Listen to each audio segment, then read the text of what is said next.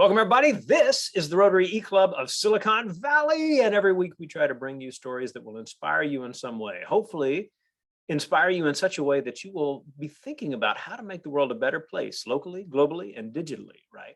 Our club is the Rotary E-Club of Silicon Valley. We are based in Northern California, but we have members across a dozen different countries, and we're pretty proud of that because we know that Rotary does all kinds of good all over the world, and to be able to have a footprint in different places is something special. What is Rotary, you ask? Oh, glad you asked. Rotary is an international organization of service people who take an interest in how to improve communities. There are 1.2 million members in 36,000 clubs around the world, and we are one of them. Ours happens to be an online club that is also asynchronous, which is really cool, and I could talk more about it, but you can find more about us at rotary.cool. Yes, that is how you can find us. Speaking of cool, we've got a cool story for you today, and that story is the story of Jordan Mittler. Jordan is a young man in the Northeast United States who has done some very cool stuff. You read a little bit about it coming in. I am excited to hear his story, and we are excited to talk to him. Jordan, I welcome you to the Rotary Club of Silicon Valley and hand the microphone over to you. Thank you so much. I'm very excited to be here. It's great to meet everyone. I'm just basically going to tell a story that I hope you'll all find interesting about myself and a program that I've been developing over the past few years, something that I happen to be very passionate about, and I clearly have put in a lot of time and effort into it as I've been doing it for about 5 years now. So let's backtrack a little bit to my 12-year-old self when I got my grandparents their first smartphones because I thought it was time to get rid of their little big chunky flip phones that they were, crazy about and really were very afraid to get rid of. And it definitely took some pushing. I was like, you're really going to like it. You're going to love the iPhone. You're going to FaceTime and play games and do all this cool, amazing stuff. And we finally convinced them to get these phones. And I was shocked because when they got those phones, they were absolutely clueless. They didn't know how to send a message, make a video call, really anything.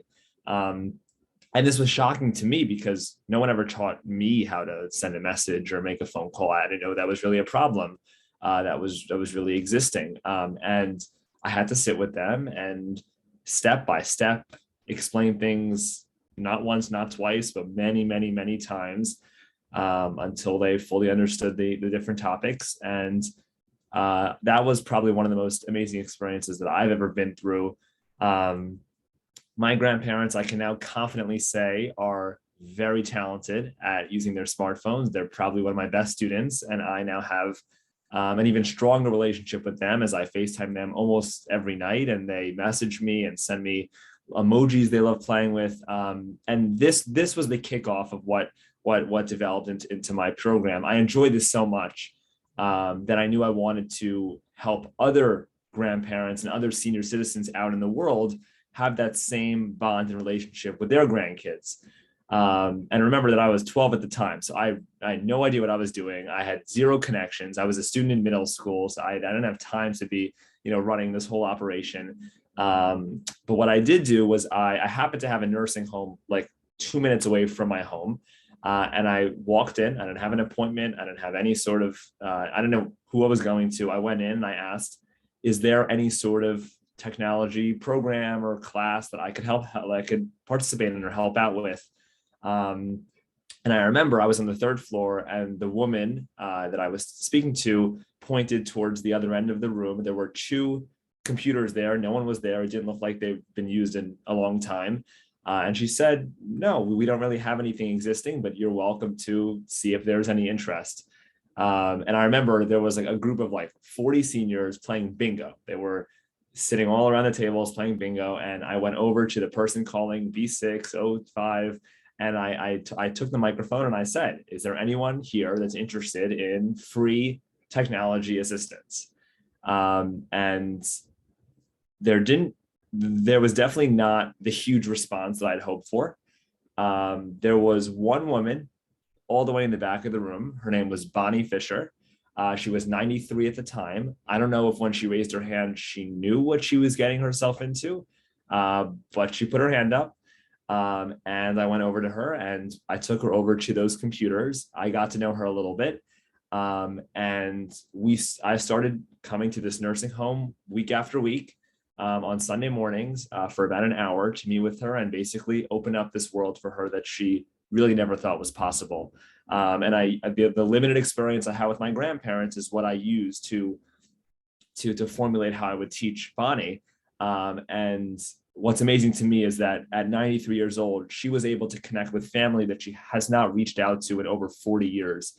Something that opened up this world for her that she never thought was possible. She learned how to text message. She got her first email. And even after I worked with Bonnie for about a year, but even after that time, I still got messages from her saying, Jordan, I'm sending an email. Jordan, I'm doing this. Just how proud she is of what she's able to do. And she learned how to type. It was really an infinite amount of things for her.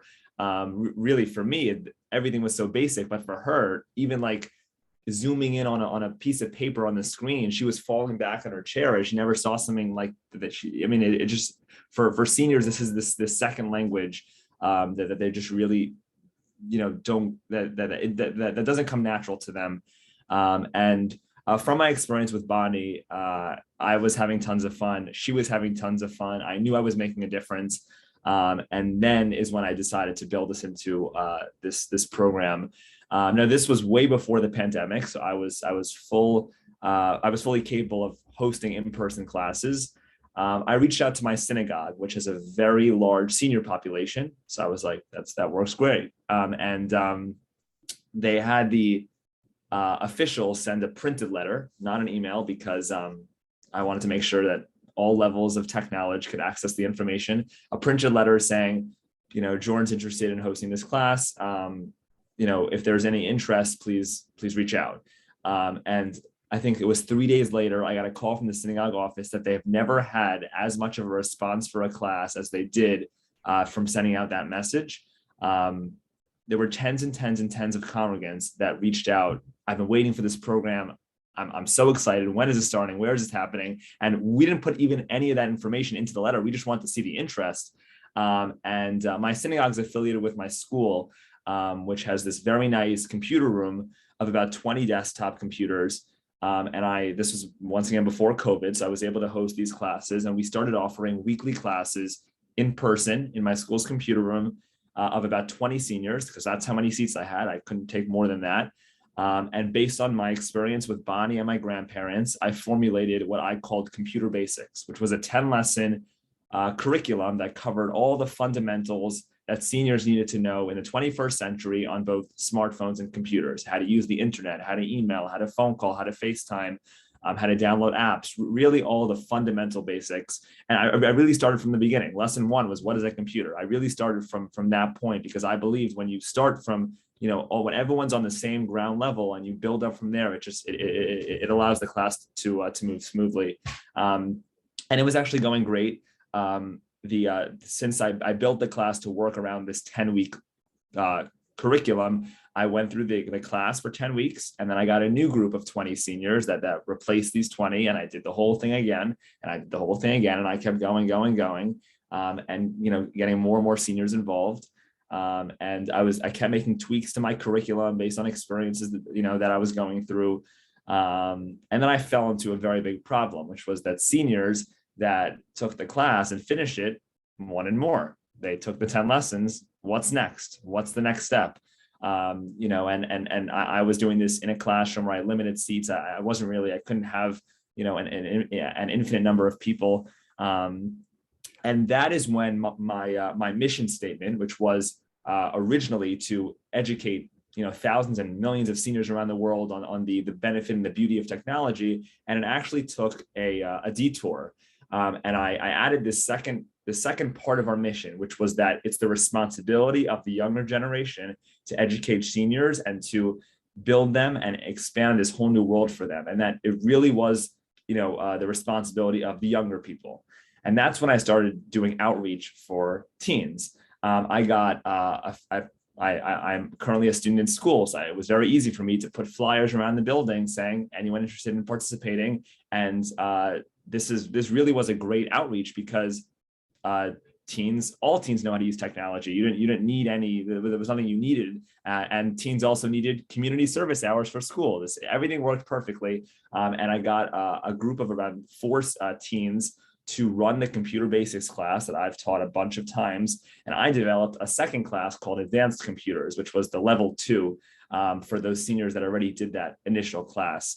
And we got through a few semesters of that cycle of 2 classes running. We're now accommodating 40 seniors before the pandemic hit. And this took the big turn on everything that we were doing, and really was the kickoff to the huge program that we have now.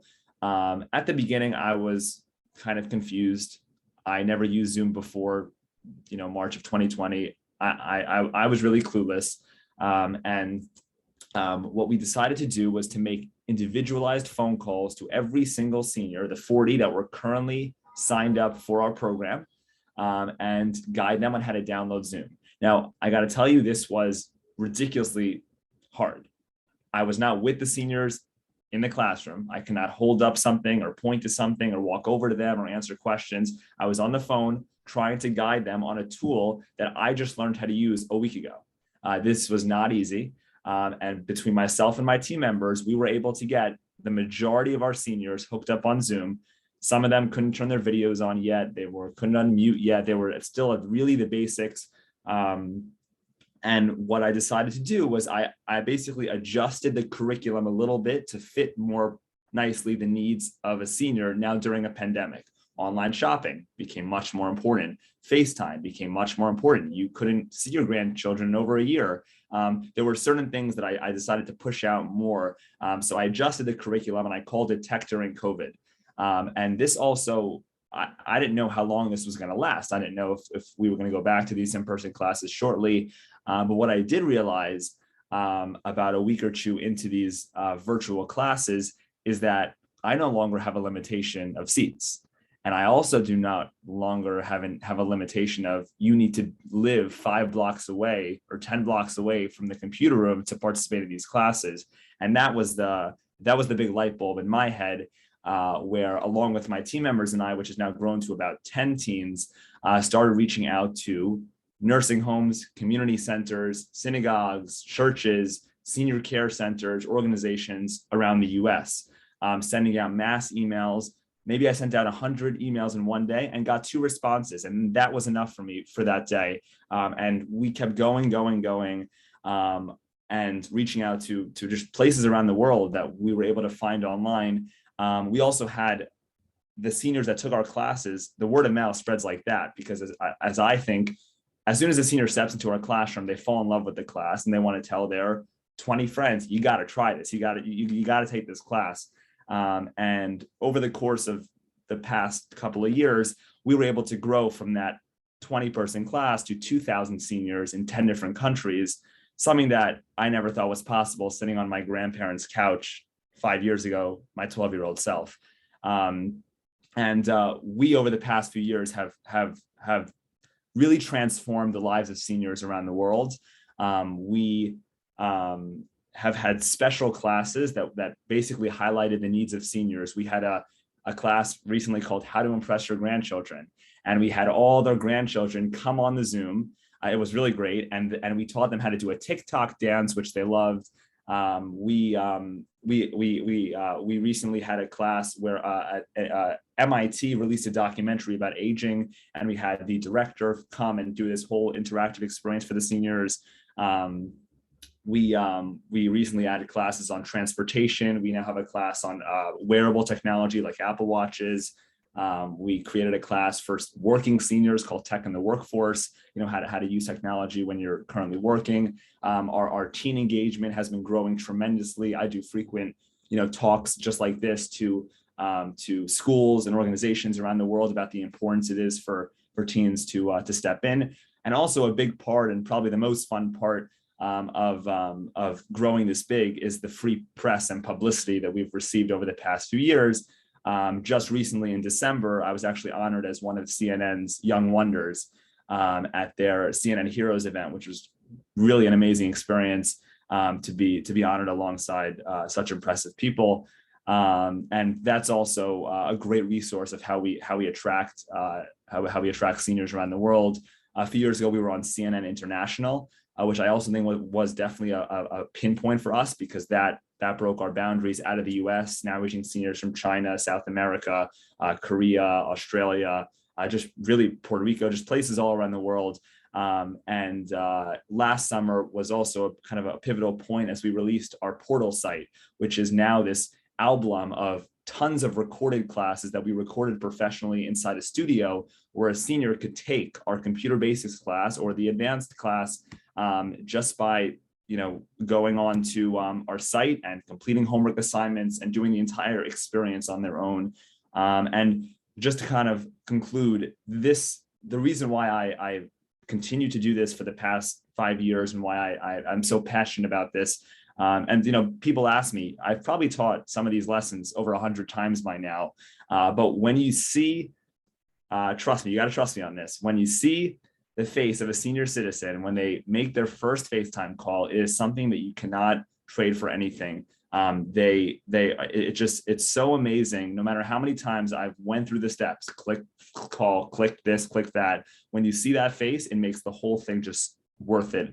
And this is something that I'm very passionate about. And I hope that, in the future, I could continue to grow this as I go into my college years and beyond, to make sure that really my goal is achieved, that every senior around the world, whether they have access to smartphones, computers, iPads, has the ability to use technology to really enhance and grow their lives in a way that will benefit their day-to-day, life and operation. Fantastic, Jordan. Awesome. Well, we have got questions lined up. We are excited to get into it, but I want to introduce the folks that we have got on the recording. So when I call your name, please wave. Representing our club in Houston, Texas is Rory Olson. Here in the Bay Area, we have Terry Schinkel and her husband, Jeff, a fellow Rotarian. We have our paella master, Shag Shagrin in Walnut Creek here in the Bay Area. Friend of the club, Heather Edwards from the Rotary Club of Eugene Metropolitan up in Oregon.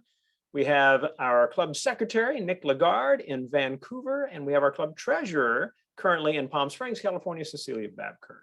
My name is Rushton Hurley. I'm in San Jose, and excited for us to jump into questions about this great story you've told us, Jordan. We're going to start with Heather. Heather, why don't you go ahead and unmute and ask the first question?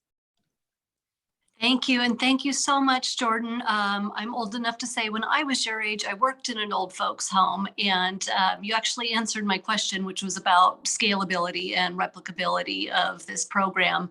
So I'll just say a tremendous heartfelt thank you, because my memory is all of the old folks after lunch shuffling to the lobby because they couldn't wait for the mailman to get there.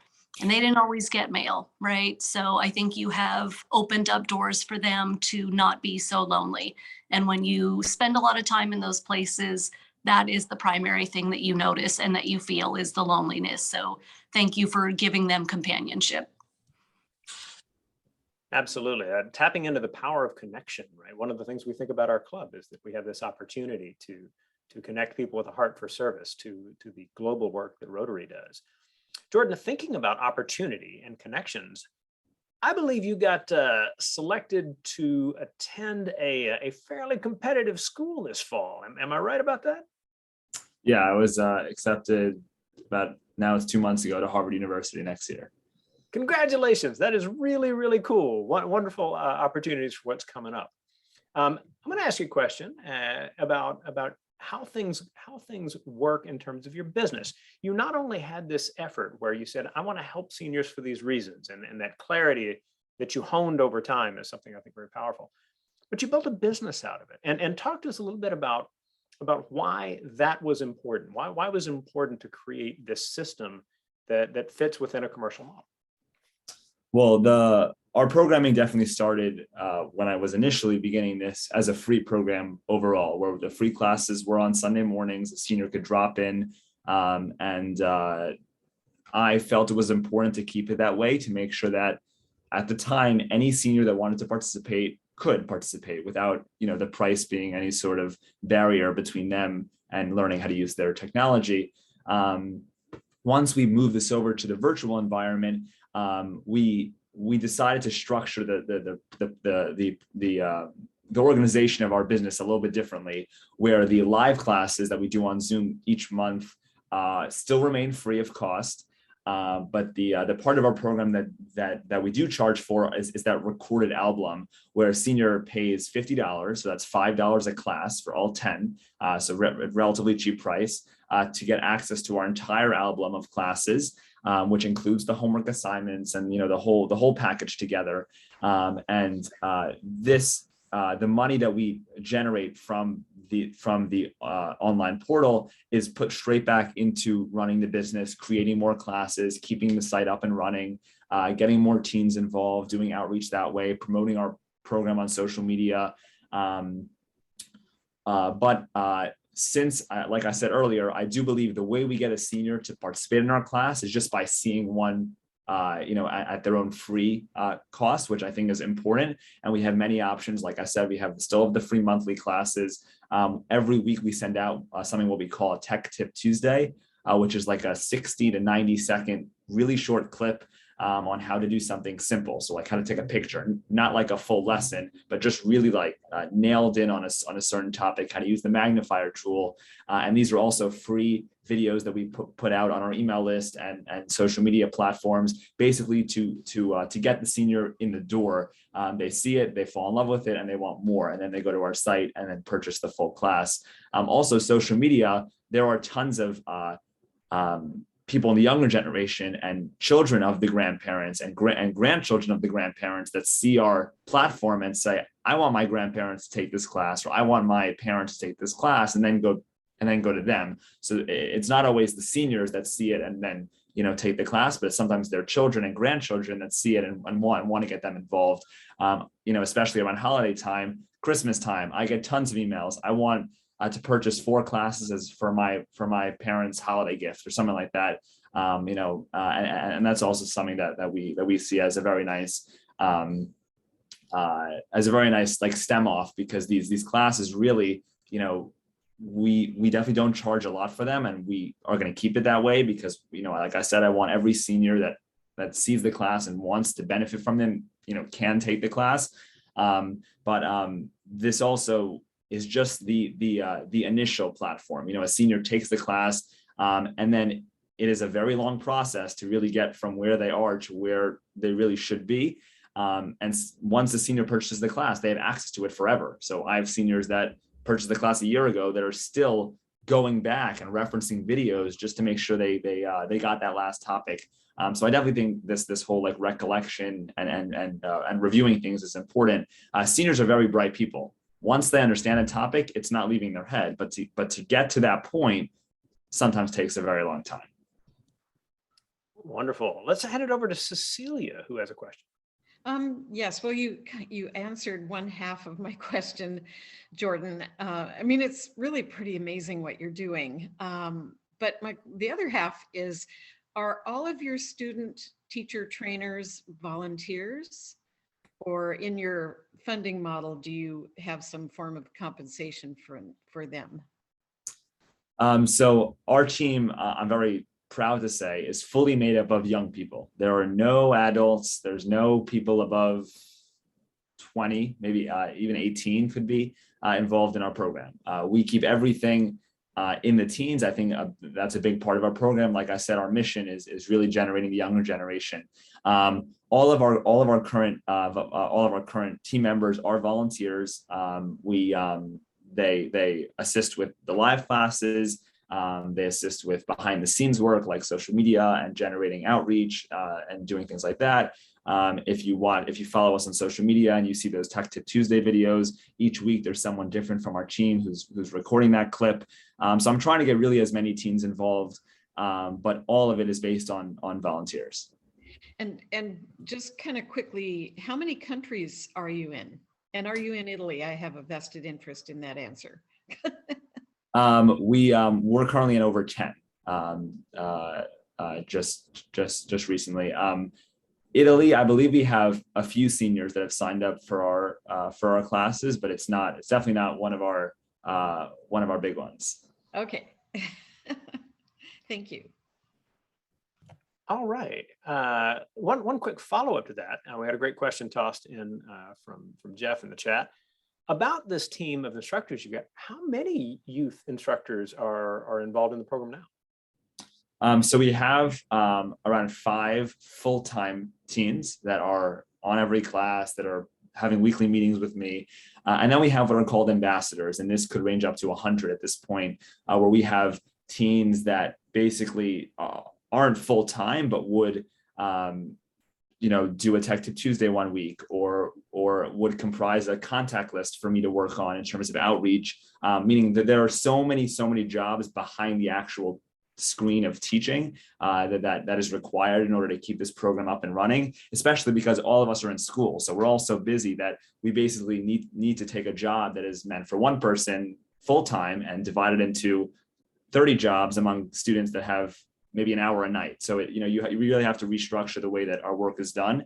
But we currently have around 5 full-time teens, and then we have about 100 teens that help with behind the scenes ambassador outreach, promotion, work like that. That's not full-time. Fantastic. Heather, you've got another question. Thank you. 2 quick questions, if I may, to follow up on Cecilia's question. I have a vested interest in Mexico and Chile. Do you have Spanish-speaking classes and courses available, or ambassadors or student teachers that are fluent Spanish speakers? Great question. We have a nice chunk of students joining us from Mexico each week, and on our portal site. We just recently had a built-in closed captioning added to our recorded classes. So, which is the albums that we have now have closed captioning in those languages. We are currently, right now, in the process of adding an actual Spanish language option to our classes. This is something that we're building currently and hope to have in the next few months. Thank you. And my second question is, do you have any plans in the future for on-call hours where seniors could just call in every Thursday at noon or whatever, just, because they always have these follow-up questions and really specific things about, well, I know how to send a picture, but how do I receive one, or that kind of free-for-all hour?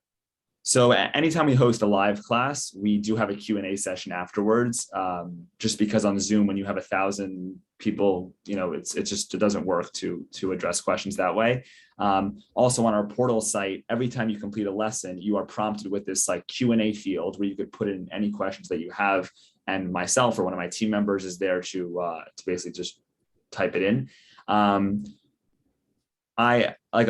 big part of what differentiates us from other programs and companies out there that offer similar options is that this is a class-based program. This is not a tech service where you have a problem with your printer or you have a problem with your computer and you call for tech support. A big part of our program is all about forming the community, being online together.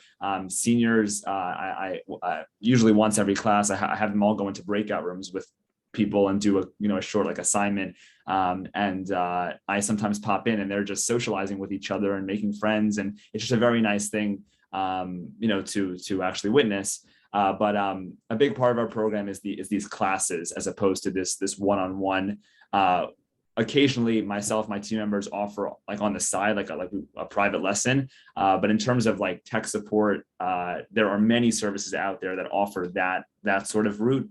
Our route is more, geared towards, having a group of 100+ seniors join us each week on Zoom, or take really a 10-lesson class all together. That's where I kind of see the future of our program going. But like I said, there's tons of support platforms out there for that more, I have a problem with this and problem with that, and I need specific questions. Fantastic. And that'll be a good place to finish the recording. We have more questions for you. And for all of our members and guests, that's a perk of joining a recording. You get to continue talking to these cool and interesting people, even after we finish the formal piece. So for all of you who are visiting Rotarians, first of all, let us know you were here. Just a little bit farther down the page, you'll find the attendance survey. And by successfully typing in your email address properly, you'll get an automated reply that you can pass along to your club secretary to make up for a missed meeting at your club. If you are not a Rotarian and visiting us, please do the same thing. We'd love to know kind of where you're from, this kind of stuff. And just if you're kind of like, okay, I want more of these, then let us know that you want to be on the eClub friends list, and we will get you on that so that you can know when we're doing all of these cool recordings. A little farther down the page is our Discuss DISQUS forum, and there you can share thoughts about the program and any other element of the meeting. You can reply to other people's comments, and it's one of our ways to connect with each other as part of what it means to be in an online and asynchronous club. As we always like to do, we hand it back to our speaker for the final word. So with that, Jordan, I'd like you to finish us off. Well, thank you. I'm glad everyone was able to hear my story. If anyone would like to participate in our programs and our classes, or if you know someone that you think would benefit from our program, you could visit our site, which is mittlerseniortech.com, MITTLER, and there that site's always being updated with new programs, new events that we're hosting. Inside the menu bar there, you'll see the link to our portal, which is where you could begin those 10 lesson classes that I mentioned, which has all the fundamentals to how to bring yourself into the world of technology. You're also welcome to follow us on our social media platforms, or you can email me if you're having difficulty with any of that, or if you need help with getting set up on our classes at jordan@mittlerseniortech.com, and I'm happy to address anything. So thank you so much for listening to my story, and I hope that if you are not a tech expert, you will benefit from our program. Wonderful presentation, Jordan. Thank you so much. And for all of you watching, we will see you next week.